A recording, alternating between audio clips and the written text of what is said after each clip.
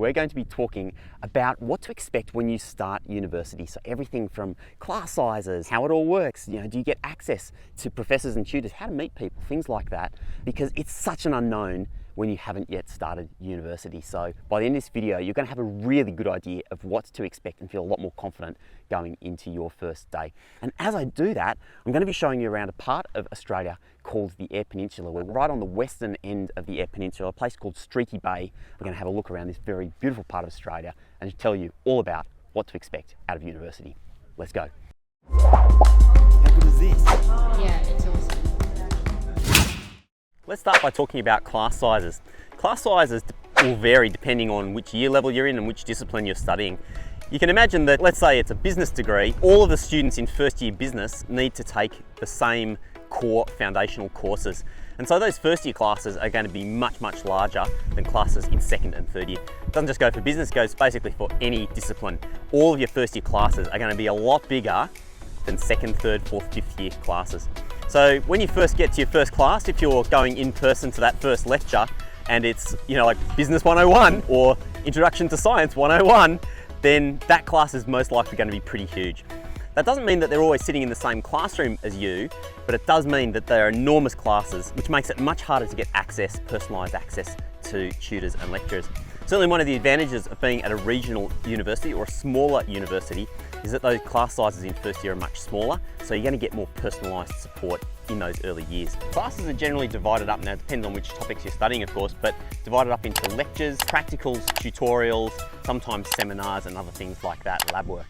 So a lecture is basically when the professor will talk to you, present classes. Now, these days, a lot of that stuff is recorded and put online, but I'd strongly recommend that at least in your first year, you should try to go to all of your lectures in person, because just having that uni experience, being there in the classroom, allows you to absorb so much more. And honestly, first year lectures is basically where you meet everybody, so make sure you go to those first year lectures.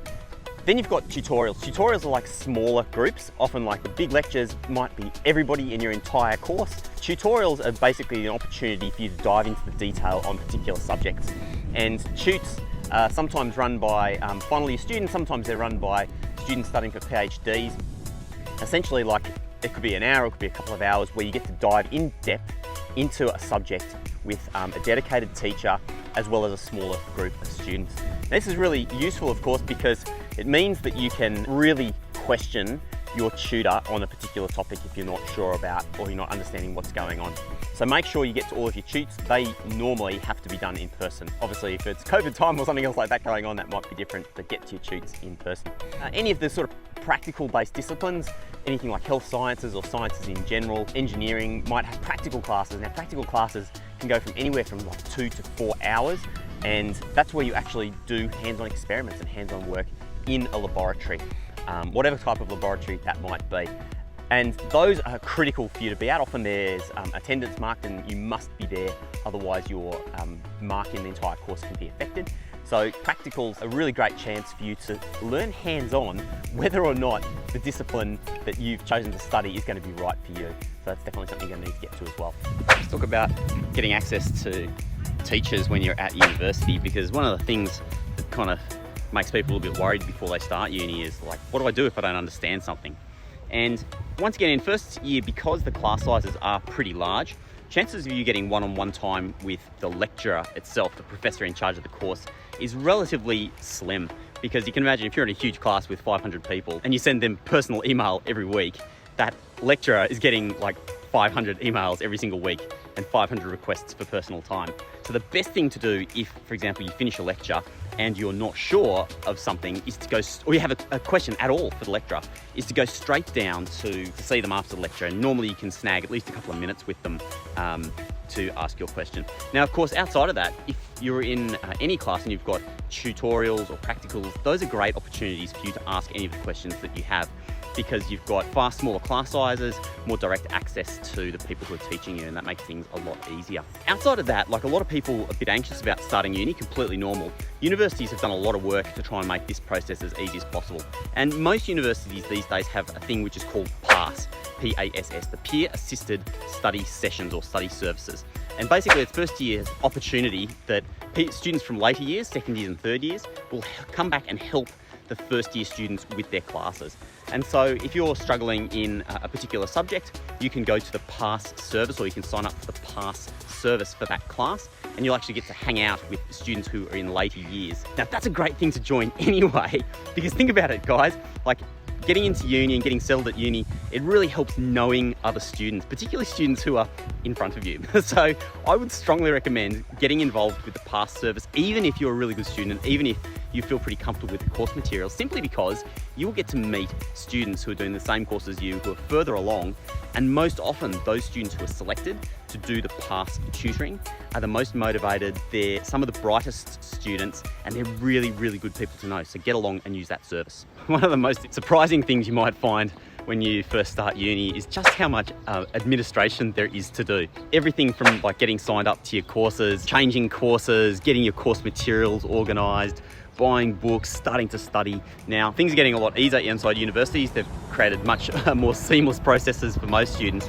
But do expect that, you know, it's not like going to school where you literally get there on day one, sit down, and everything's just kind of laid out and you just follow the path. Definitely not the case. At university, there's a lot more stuff to try and get organized. And that all starts with like choosing your first year courses and changing first year courses. Normally all this process will be handled in advance before you actually start. Every university handles it slightly differently. Some unis now are doing that stuff online, although most universities still have an official orientation week where you come to campus, you have the opportunity to talk with course advisors and to organise all of your courses and classes at that time. At the start of each semester, you're going to find it's a little bit of a race and a little bit of a battle to try and get the best possible timetable. You can imagine that because, you know, particularly in big first year classes, you've got different courses offered at multiple times throughout the week. And so what everybody's trying to do is to organise all of their classes onto just a couple of days of the week so they have extra days off. And you'll find that there ends up being like this little war at the start of each semester to try to get into the right lectures and get into the right tutorials to make sure that you have all of your classes like on 1 or 2 or 3 or 4 particular days, so you don't have to be going to and from uni every single day. All of that takes time and energy. Don't let it get stressful for you. If you do need help, universities do have central student services areas that are there to support you. And particularly when you're a first year student, there are lots of support services at every university to help you navigate that administration. A really good tip, guys, is to make sure that you get things done early. It's particularly tempting when you get sent a whole bunch of emails or things arrive in the post that you need to get done. And you look at it and you go, oh beauty, there's a deadline and it's 2 weeks away. I'm just gonna hang out and wait until that gets a little bit closer. Definitely don't do that. The best thing for you to do is to get on and do that paperwork as quickly as you possibly can, because, for example, classes do get filled up relatively quickly, the best class slots. And so you want to make sure that you're the person at the front of the queue making the most of getting the best classes, and that means being early. It also means that if you run into any trouble, you've still got plenty of time to get things sorted out and you don't have to stress. So take care of your paperwork quickly and early. Next up, make sure you go to orientation day or orientation week. And I've got a whole video about orientation day, orientation week. There are so many great clubs and societies that are available on campus. There are international study opportunities. There are leadership programs. There's volunteering. There are internships. There are all sorts of amazing things that make a university what it is.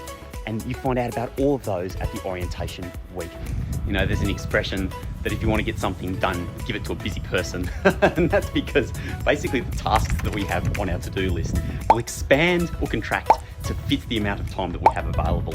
And so if you haven't got very much to do, you'll tend to slow down and it takes you a lot longer. Whereas if you've got a lot of things on your plate, you'll tend to do those things a lot more efficiently, just being demonstrated in psychology. And so not everybody can manage to get involved in extracurricular activities, particularly for those of us. Like I had to work all the way through uni, so it might not be possible to get involved, but if you can, dive in and sign up for those right away in O Week, because you'll find it's easier to cut things out of your schedule than it is to try and put them back in later. I've got a whole video on extracurricular activities at uni, which you can find right there. Finally, guys, the last thing I'd like to say is don't put too much pressure on yourself in these first phases of university, particularly if you've started university without knowing 100% what it is you want to do in future.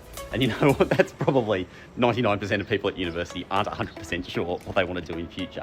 You've got time.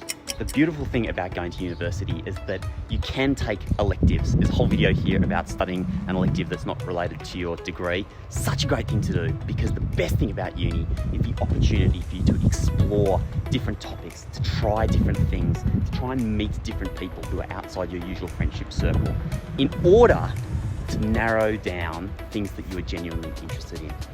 And with university, a golden rule is do more of what you like and less of what you don't, okay? So if you find subjects that you really love, do more of them.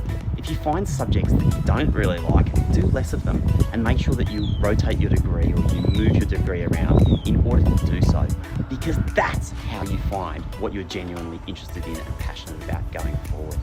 Narrow it down, and eventually you end up on a track to do what you really love. Because something's certainly true. You might not know it now, but there is literally a job for everything you can imagine. There's a lady in the USA that makes hundreds of thousands of dollars a year doing paper mache. Go figure. So university is a great chance for you to explore all those different possibilities and to take the opportunity to narrow things down. Don't put pressure on yourself. Take time. It's okay to make mistakes, it's okay to fail, and it's definitely always okay to change.